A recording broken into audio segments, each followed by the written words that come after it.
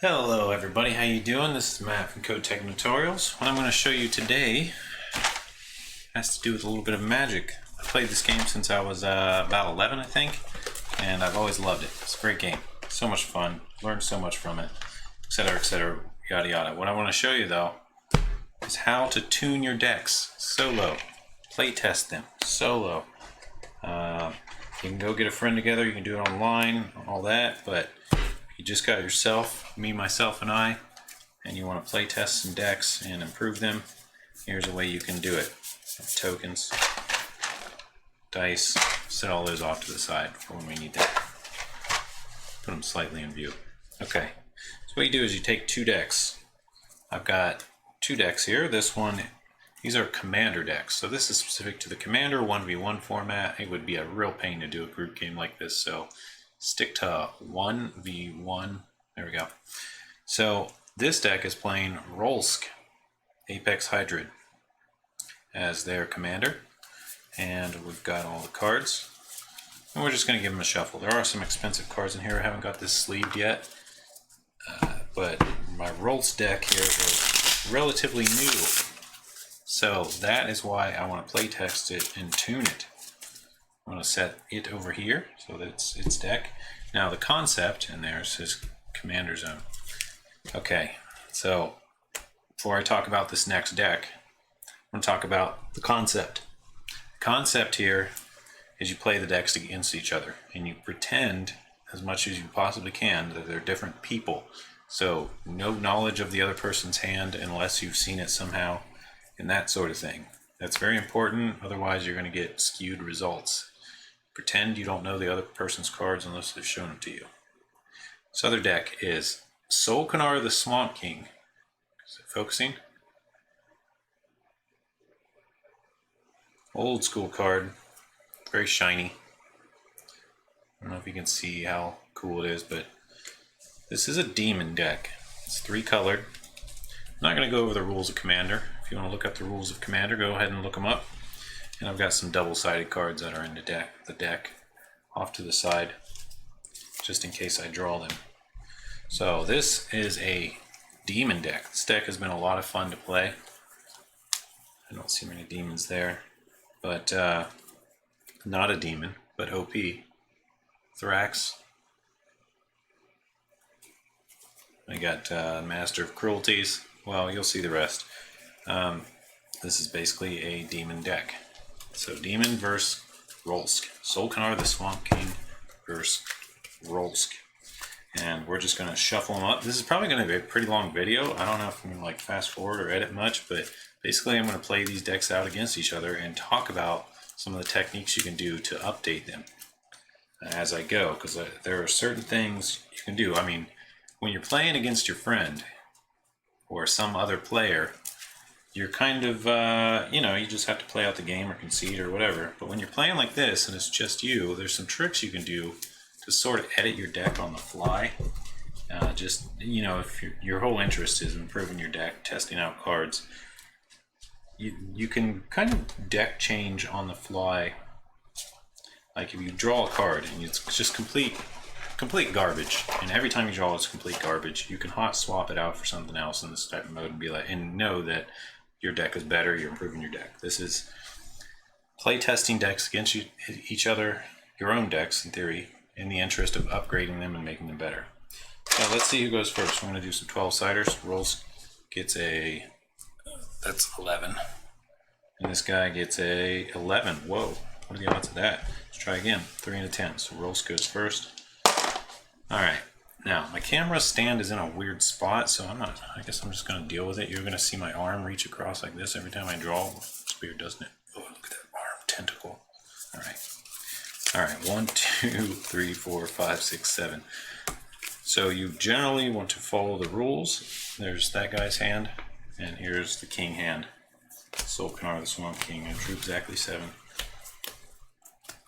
I don't know if you can see all these, but Rolsk goes first. In 1v1 commander format, you start at 30 life. Don't draw a card if you go first, so he's going to play first. Pass turn. The king deck is going to play, well, not that. Oh, we'll play the Dismal Backwater and gain a life. So he's at 31. Gain a life. Now, one of your big interests here is speed. You don't want to be playing against yourself forever. You don't want to spend all day. So you can take some shortcuts to speed up the turns a little bit, just as long as you're not wrecking anything. This needs 2 basic lands, so I'm going to be playing some of these first. And I got enough for Ingress Rampage, but no point casting that, as it has no proper targets. Well, has a proper target, just it's not going to do anything. You know what I mean. Okay, so there we go. Let's see, rolls having kind of a weak start. Now, this makes me consider, do I have some things in here that aren't good? Like this regrowth that gains you life. Should it be in here, or should it be something else? See, this gets you thinking about the cards. When you can't do anything and you're just at a deadlock, like your cards, are any of them generally not that great that you would much rather have something else in the deck? If you keep noticing those trends when you keep playing against your own deck, you should edit them out. Like, I'm sort of thinking here, I see Biomass Mutation a lot, and it's very situational. Would I rather this deck just have a 3 mana or 2 mana ramp card? Because I'm sort of short on those. So I'm going to do that. I'm going to say, alright, in the interest of upgrading my deck here, I'm going to go ahead and do that. This is going to be a long form video. Don't cry. As you know, Commander is a singleton format, so you can only have one of each card. I already have a Spring Bloom Druid in this deck. I already have Civic Wayfinder, but do I have any other ramp cards that should be in here that aren't? Llanowar Tribe? Probably not. Revive? Probably not. I already have a Seek the Horizon, but I don't have a Rampant Growth, so we could just toss a Rampant Growth in here. It might be the play. I don't think I have this guy either, which he's not that good right now, but I feel like Rampant Growth should definitely be in this deck, either that or Farseek. So maybe even Fendhorn Elder. Okay, I think Farseek is the one, so we'll say we're going to turn that Biomass Mutation into a Farseek, and that's a permanent deck edit. This is now the card in that spot. So hey, we're upgrading our deck, so we're going to cast it. This, I don't know, if you hate this, okay, I know, whatever, but this is my way of doing it. This is how I do it, and it's not like it matters, because when you're doing this, it's just you. No one's going to get mad that you're swapping cards, unless you're getting mad at yourself, which is just weird. And if you want to just wait till after the game, you can too. You can do however you want, of course, obviously, right? So, you got a card. Feels his deck's improved. Very good. Last turn over here. Things are going slowly over here. Don't really have anything to cast. I have a Force of Despair, so we're going to wait. If you can see that. But kills everything that came into play this turn. So if someone makes a big drop, you can Force of Despair. I think this card might be a little underrated, especially since you can still use it when you're tapped out by its Force ability thing. Alright, so it's passing turn. Can't do anything with that 3 mana. Back over here. Plays a Frostwood, whatever. It's got 5 mana. Could cast a creature, could cast Rohannes, Ronus, whatever. Not much point though. Could cast his the boss. Not much point though. You kind of want another creature in to give the most value. So I think if I was this guy and doing my thing, I would just go ahead and grab 2 more lands with Circuitous Route, however you say that. So we've got one of each already. Let's just stick to the trend. Forest Island. Give it a shuffle. Not going to shuffle too much. And he's done. So back over here. Play our Sunken Hollow. No longer comes in tapped. We're up to 4 mana. Well, not a whole lot we can do with 4 mana that's of value here. Actually having a pretty bad start over on this side. So we'll go back We'll pass turn. So that makes me think, do I need to edit something here? I've got some, or is it just luck? I mean, you don't want to over edit. Sometimes it's just luck, but if you notice a trend, if every time you get a card, you either don't play it, or when you do, it's like, oh, that was a waste. Probably needs to be out. That's my opinion. So yeah, back over here, we drew Mew Yanling. Getting some Yangling. She's really strong. Can create elementals, or her bomb ability is just so good. If you can get that, your island, tap an island, draw a card, emblem. It's beautiful. So she's like a $10 card. I'm a little nervous to have her out of sleeves, but whatever. She's going to be my play copy in any case, so if I get others, I'll keep them in perfect shape. So I'm debating. I got 7 mana over here. I could play anything. I could play even, I think the cruelest thing I could do is Agent of Treachery. It is target permanent, so I could steal a land. And I think I might just do that. If I were this guy, it would either be the Sphinx or steal a land. I like to steal land because he's not playing anything. I know he's low on mana, and I'll just set him back a turn doing this. So I think I would do that. And I'll take the Sunken Hollow. So that is now under my control. And pass turn. Well, would this guy have a response is the question. And I don't think he would. There's not actually much he can do. I mean, yeah, everything, all his responses are weak. I honestly think if I were this guy in this situation, I would use Stroke of Genius for 1 in response. There's nothing else you're going to do with that card this game. You're going to die with it in your hand. Alright. Now, Lotus Field. I could play it, but I'm not going to get mana out of it this turn. So, I think what we're going to do here, we don't really have any good options, to be honest. The only thing we can really even play is Force of Despair. But I want to get my Lotus Field out, so I think I'll just go ahead and Plague Engineer humans, because that Rolsk is a human, and the Agent of Treachery is a human. So, might as well. And then we'll play our Lotus Field, sack these. 2 lands in play over here on this demon deck. It's awkward. It's probably not going to turn out well. Actually, in my previous playtesting, Rolsk, even not a very good deck, an initial build of it, slightly edited, pretty well stomps the demons most of the time just because the demons run out of steam. And well, I'm just getting land screwed this time, to be honest. Alright, passing. Now, I've got a situation where I basically have 2 regrowths in my hand. Regrowth, another regrowth. So I could get back all my mana and just blow up in mana over here, which I kind of like the idea of.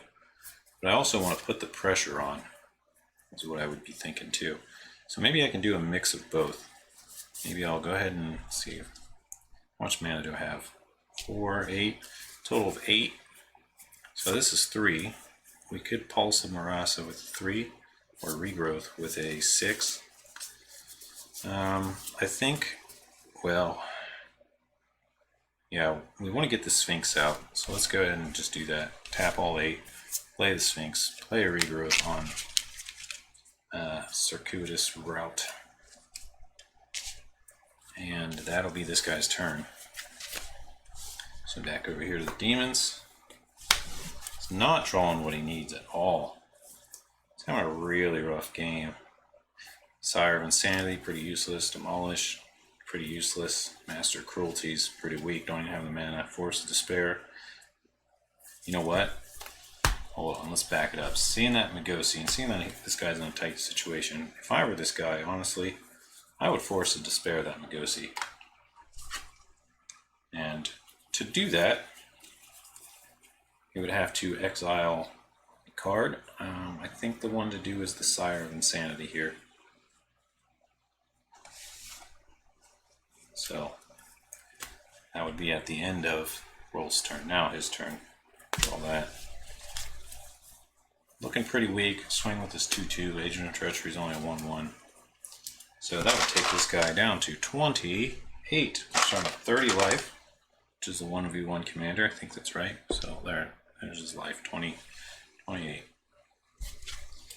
And there's not much to do here. I mean, I could rampage his little guy, but he's not that threatening anymore. So I think the play here is just to get the Burnished Heart out and hopefully have mana to sack it next turn. Not really any other plays. Alright, so that would be his turn. Back over here, drew a forest. I'm gonna play that forest.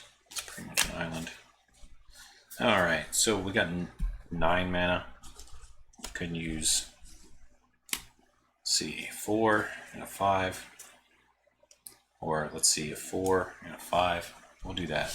We'll play rolls with 5 of it, and we'll play circuitous route with the other 4 and get our 2 lands. Of course, our 2 tokens from rolls go over to the Agent of Treachery. And he's a human, so he shrank down a little bit too to a 3/4. 2 lands, we'll get island, and we'll get another forest. Considering getting all islands from this point out, just because of the potential of Mew Yangling the Sky Dancer and getting her ult going. But I think we'll keep it even for now, because it seems like an okay choice. Okay, so this guy would go ahead and swing, I think, since now this is a 3/4. Let's see, was it 1, 2? Yeah, 3/4. It's not going to block the heart because he wants it from lands. So that would cause this deck to take 3 damage, which puts him also at 28. You see these? Yeah, okay. So then it's going just past into the demons. Demons come on land. That's not a land, but it is more destruction. Planeswalker or creature is a sorcery. This one similar, but it's sack. So we've got a lot of removal here, but the thing is, if I make him sack, he's just going to sack the Treachery. If I kill the rolls, he's going to get double proliferate. Not a lot of good options there. I think we're going to hold and just sit on our Burnished Heart for now, knowing that we're going to get our 2 tap lands, because that's really the only option we have here, to be honest, on the demon side, if we want any chance of winning this game. Tight spot, not looking good over here, not drawing the lands. Hold and removal if we can get lands. Alright, so back over here, drew a Trigon Predator. Really good card. And we got 9 mana still. So I think we're just going to go a little nutty on this other player and do, we'll tap all 9, or we might not use it all. Play God Eternal, sitting on 4 mana. What are we going to do with that last 4? Well, we only got 3 casts, so, I'm sorry, we have 10 mana total, so there's 5 of it. So one of the shortcuts I like to take when I'm doing this is, rather than being all precarious and careful about tapping the right lands, is just to count up the total, and if there's sufficient of the color, you just say, look, 10 mana. I got 10, we cast 10 mana worth of things, and it saves you a lot of time. So, I don't know which one's the best to get out here. This is kind of a tough choice. I could pulse back the Sphinx of Magosi over here. That might be pretty good. Get another big creature up there. God Eternal, of course, doubles these guys' power. Yeah, I'm going to pulse, well, given that I want to keep him pretty well shut down, I'm going to play Mule Yanling. I'll just do that. That leaves me with 2 mana open, which, let's see, I would save, I don't know. I'd save these 2. No? These 2. Doesn't matter that much. Alright. Everything else is tapped. So attack with these guys. They have Vigilance because of the God Eternal, Rohannes.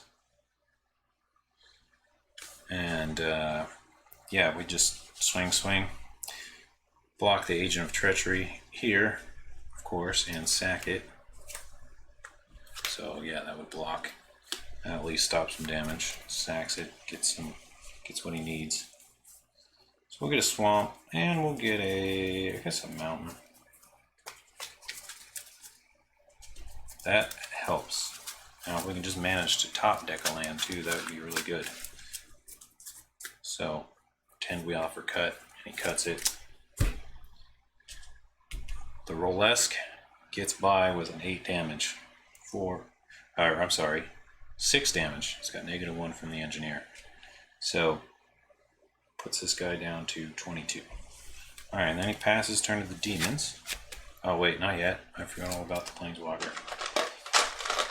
This Planeswalker here comes in with 2 counters.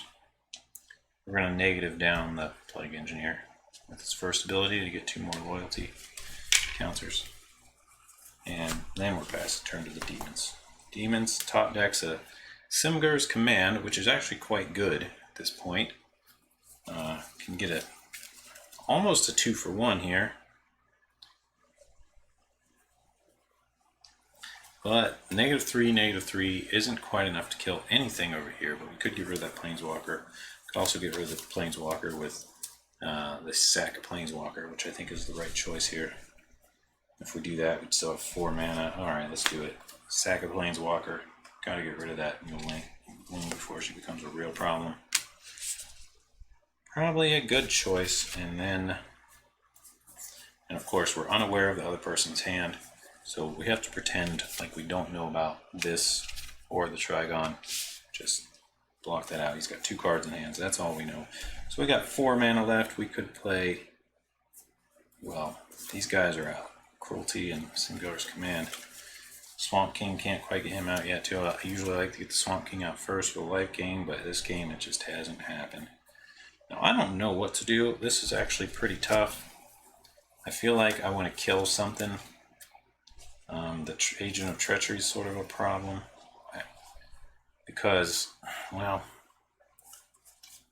it's just nothing good to kill here really. I guess we're going to Ruinous Path well, if I do rolls, he'll just play him and get more counters. So I guess the God Eternal will just buy a couple turns here.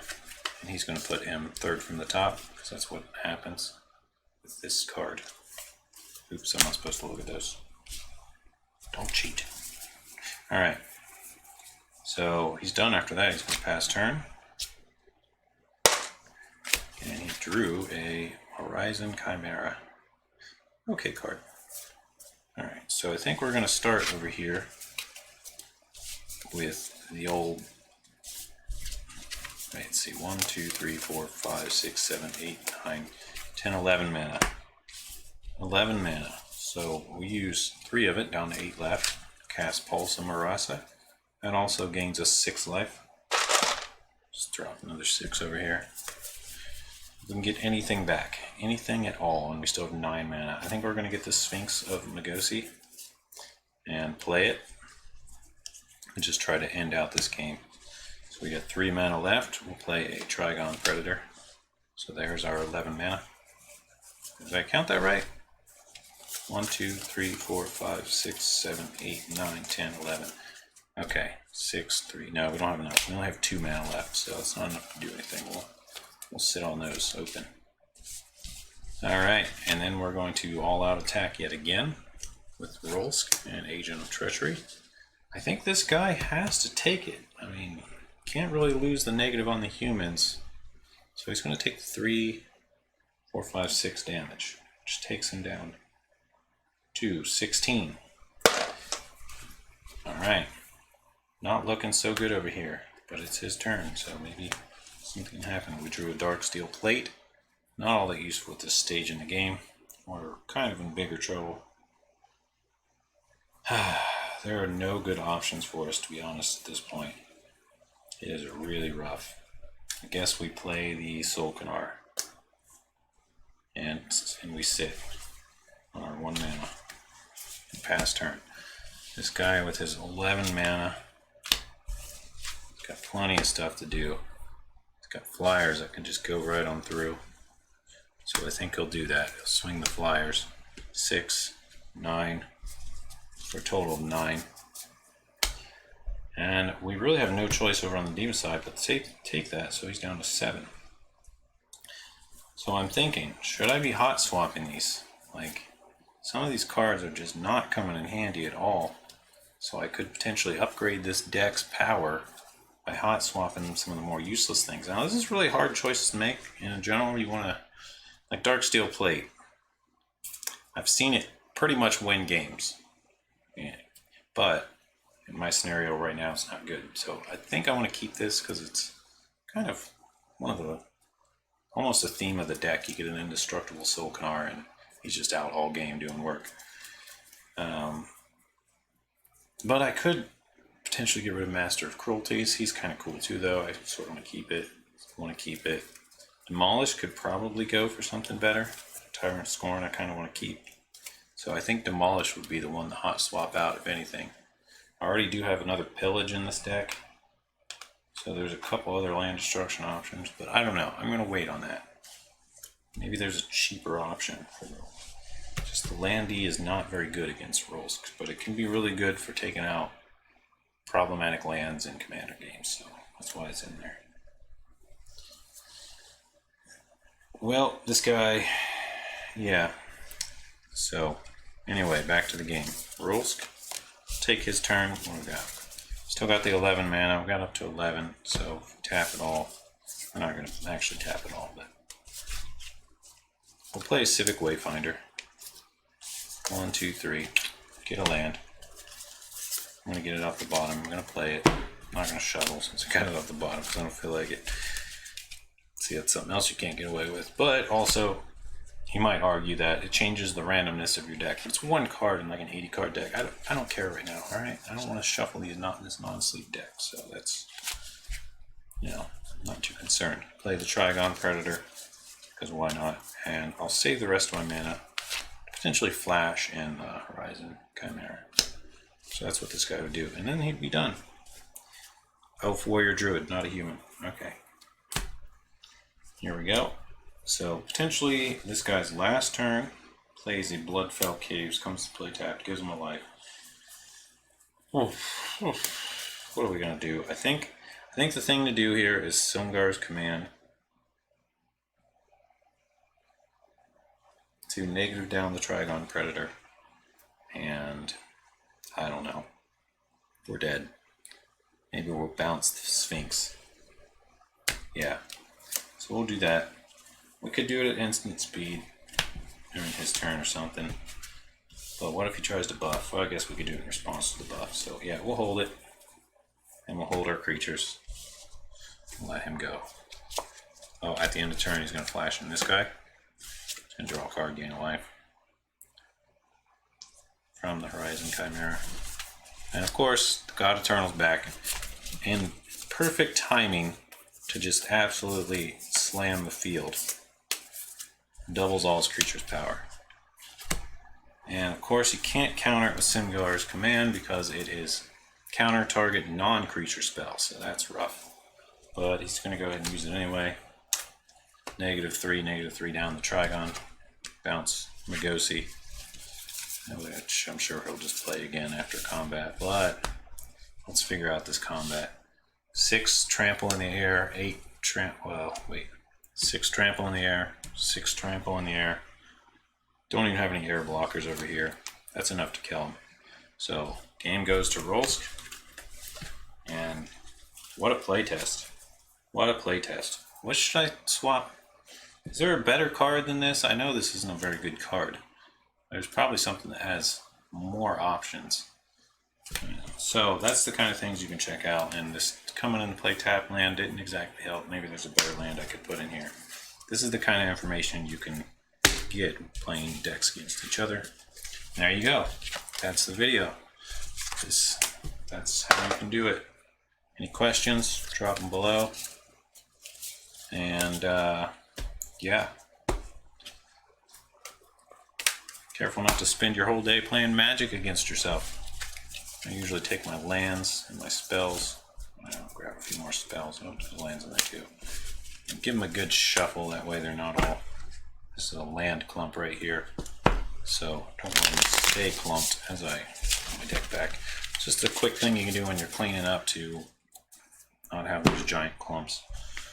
It's just an initial shuffling. So that's it. Thanks for watching this video. My little 2 commander decks having at each other. And See you in the next one.